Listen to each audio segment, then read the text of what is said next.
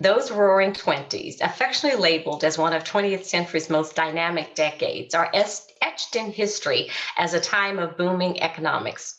As we delve deeper into that sector, we find that life was flourishing for everyone. And the artistic community was indeed a part of the cultural revolution taking place during those times. Pages within books professed of contemporary and different views, yearning to ensure that all voices would be heard. Famous author Langston Hughes, in his iconic work, The Weary Blues, is masterful as he writes about passionately, purposefully, and personally about the lives of Black Americans. He was masterful as he used language, tone, and the rhythm of the jazz and blues music of that time. T.S. Elliott, in his masterpiece, The Wasteland, writes about the devastating aftermath of the First World War, while also redefining forever how prose and poetry would be written. And lest we forget, Margery Williams, the Velveteen Rabbit. She writes extols about love, life, and an urging to belong. So leaders of 2021, take a long and determined look at your team members. What books are they writing? What stories should they be sharing?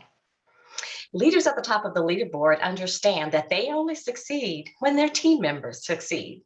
So Matt, what book of the Roaring Twenties spoke to you? Thanks, Twana. The book I chose from the Roaring Twenties is The Sun Also Rises by Ernest Hemingway, which was published in 1926. The book has several important themes: the disillusionment with war coming out of World War I, masculinity and gender expectations, and escapism, escaping those horrors of war and those well-defined gender expectations, largely through drinking. Isn't it remarkable how the mental health issues that were dominant then are still central now in our roaring 2020s?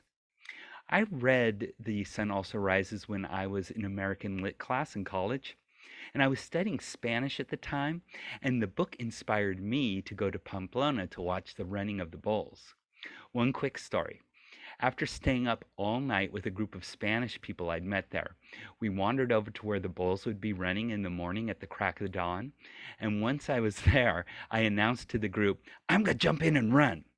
And one of the women in the group looked at me right in the eye and said, "Do not go in there."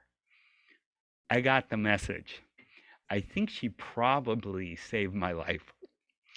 Now in our roaring 2020s, we're still reeling from the disillusionment with war, from coming out of the Afghanistan war. And even before the COVID pandemic, men in the US were experiencing a crisis of masculinity, as evidenced by high levels of both substance abuse and suicides. The opioid epidemic still plagues us, and the pandemic isn't helping. Psychologist Dr. Harriet Fraud speaks eloquently about this mental health crisis. She says that hope and connection are the ways to mitigate the psychological distress, and I couldn't agree more. Kimberly, your practice focuses on connections. Does this make sense to you? It sure does, Matt. First, I have to acknowledge your courageous desire to run with the bulls, and thank goodness you're still here with us today.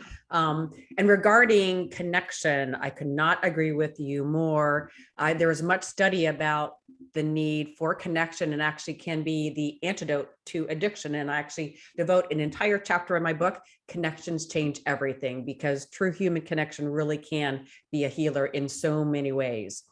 Regarding my favorite book, it's hard to believe that a book written about a gentleman in the late 1800s whose love and affection is torn between two starkly contrasting women could easily be rewritten and reenacted in our world today. The Age of Innocence by Edith Wharton, considered her greatest work, actually won her the Pulitzer Prize and the first woman to do so.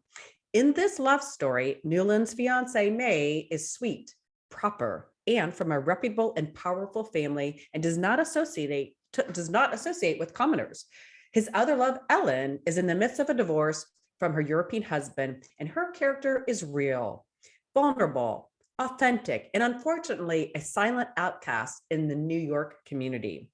Almost 2 centuries later, the holding of pretense by the powerful and wealthy and the invisible safety net from criminal activity still exists. Those with power and wealth can easily judge and be exclusive. Ellen notices this inauthentic state of being, Ellen notices this inauthentic state of being and even states to Newland, the only loneliness I feel is living here with all of these kind people. Yet not one of these kind people really want to hear the truth. And then she bursts into tears and Newland tries to comfort her. And then through the tears, she even says, do people even cry here? What can we take away from this great book? Let this be the decade and century where this lack of transparency and absence of empathy for others' plights, judgment and rejection of those who are different stops. I challenge you to consciously alter your mindset to be vulnerable, inclusive, and empathetic to others, not only as leaders, but also as community members. So again, the themes of the 1920s continue to echo into our 2020s and alert us to pay attention to the history we may or may not want to repeat.